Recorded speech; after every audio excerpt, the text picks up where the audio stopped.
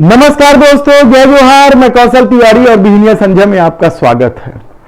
महिलाओं के प्रति मोदी सरकार के रवैये को लेकर कल सुप्रीम कोर्ट ने मोदी सरकार को जमकर लताड़ा और यहां तक कह दिया कि यह आखिरी मौका है आपका विरोधी सरकारों के प्रति अतिवादी रवैया और अपने सरकारों के प्रति नरम रुख कतई बर्दाश्त नहीं है। महिलाओं को संविधान में मिले अधिकार मिलना चाहिए। आपकी इस तरह की कोई दलील नहीं सुनी जाएगी। ये आखिरी मौका है। दरअसल मोदी सरकार का महिलाओं के प्रति रवैया कोई नया मामला नहीं है। यही नहीं, आरएसएस भी महिलाओं के प्रति किस तरीके से दोयम दर्जे का व्यवहार करती है, यह भी किसी से छिपा नहीं है और समय समय पर यह सब सामने आता है। कल सुप्रीम कोर्ट ने जो टिप्पणी की केंद्र सरकार के खिलाफ, वो क्या मामला है और अगली सुनवाई कब है, यह हम आपको बताएं। उससे पहले बता दें कि आरएसएस और पूरी भाजपा का महिलाओं के प्रति दोयम दर्जे का व्यवहार को लेकर हमेशा ही विवाद होता रहा है। हालांकि आरक्षण को लेकर भी विवाद होता रहा है। आप याद कीजिए कि बिहार चुनाव के दौरान किस तरीके से आरएसएस प्रमुख मोहन भागवत ने आरक्षण को लेकर जो टिप्पणी की थी, वह इतना बवाल मचा जिसकी वजह से पूरी भाजपा को माफी मांगनी पड़ी थी। लेकिन यह मामला गांव के हित से जुड़ा मामला है और ऐसे मामलों में किस तरीके से मोदी सत्ता का रवैया रहता है, यह हैरान कर देने वाला है। एक तरफ देश के प्रधानमंत्री नरेंद्र मोदी बेटी पढ़ाओ बेटी बचाओ का नारा देते हैं, पूरी दुनिया में घूम घूम कर लोकतंत्र की दुहाई देते हैं, लेकिन भारत में महिलाओं के प्रति उनके रवैये की फेहरिस्त है। हमने कल ही आपको बताया कि कठुआ कांड के आरोपियों, बिल्किस बलात्कार कांड के आरोपियों को किस तरीके से स्वागत सत्कार किया जाता है। महिला पहलवान के साथ दुष्कर्म करने वालों को किस तरीके से बचाने की कोशिश होती है। मणिपुर में जो हिंसा हुई वह भी भारतीय जनता पार्टी के डबल इंजन के सरकार की करतूत है, कहा जाए तो गलत नहीं होगा। लेकिन ताजा मामला जो है वो नागालैंड से जुड़ा मामला है।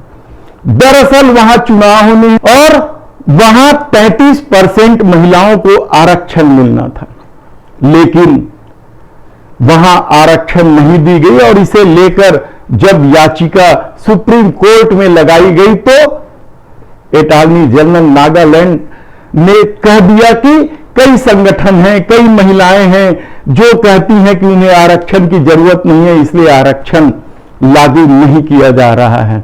ऐसी कौन सी महिलाएं होंगी, ऐसे कौन से संगठन होंगे जो महिला आरक्षण का विरोध करता हो, लेकिन सरकार किसी का नाम लेने को तैयार नहीं है और इस पर सुप्रीम कोर्ट ने साफ तौर पर कहा कि यह सब नहीं चलेगा।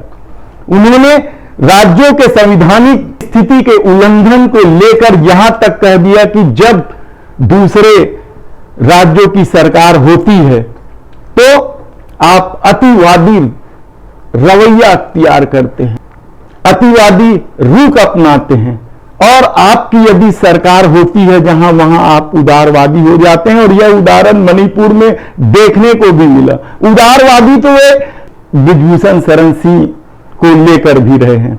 ऐसी कितनी परिस्थितियां हैं। आप याद कीजिए कि गीता प्रेस गोरखपुर को जब शांति पुरस्कार की घोषणा हुई तो किस तरीके से लोगों ने ढूंढ ढूंढ कर निकाला कि गीता प्रेस गोरखपुर किस तरीके से नारी अंक में महिलाओं को लेकर सब कुछ छापता रहा है। खैर ये दूसरी बात है, लेकिन नागालैंड में लेकर जिस तरीके से सुप्रीम कोर्ट ने कड़ी फटकी लगाई है, उसके बाद तो इस सत्ता को रहने का कोई अधिकार नहीं है, कहा जाए तो गलत नहीं होगा। क्या हो रहा है इस देश में, किस तरीके से संविधान को किनारे पर रखकर काम किया जा रहा है, किस तरीके से लोकतंत्र की हत्या की जा रही है, यह भी किसी से छिपा नहीं है।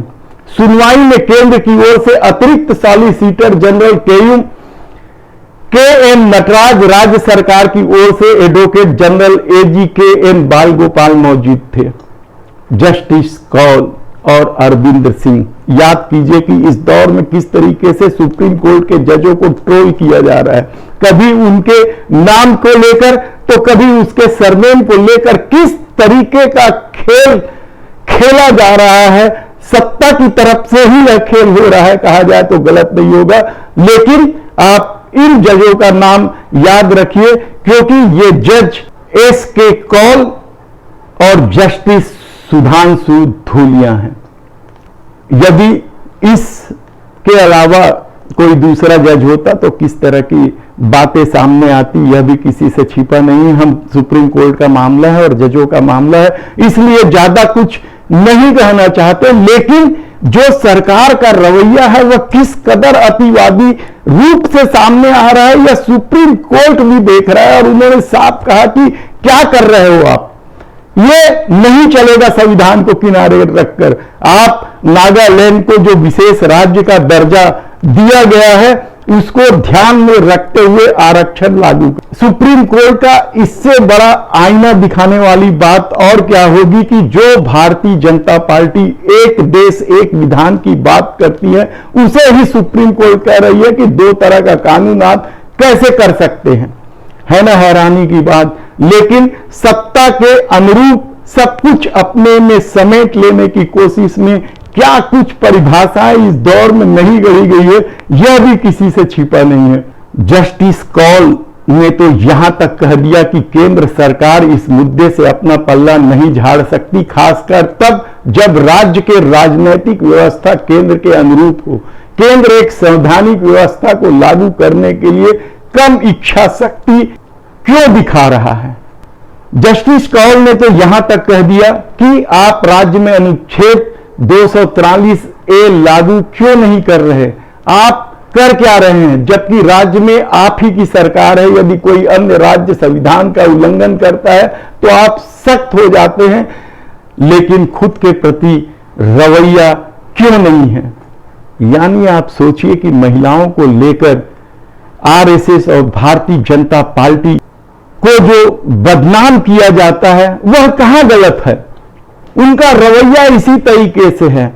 2024 में चुनाव है, आधी आबादी का वोट हासिल करने के लिए मोदी सरकार क्या कुछ नहीं कर रही है। मध्य प्रदेश की सरकार तो क्या कुछ तमाशा और नौटंकी कर रही है यह भी किसी से छिपा नहीं है।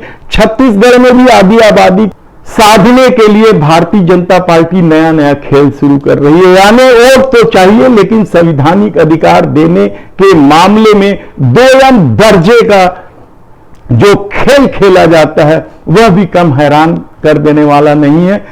सुप्रीम कोर्ट ने साफ कह दिया है कि इस तरह का व्यवहार कतई बर्दाश्त नहीं किया जाएगा और यह आखिरी मौका है। और इस आखिरी मौका देते हुए सुप्रीम कोर्ट ने अगली सुनवाई 26 तारीख को करने की बात कही है। देखना है कि क्या कुछ होता है और भाजपा और आरएसएस का महिला विरोधी चेहरा और कितनी बार सामने आता है यह देखने की बात होगी। धन्यवाद।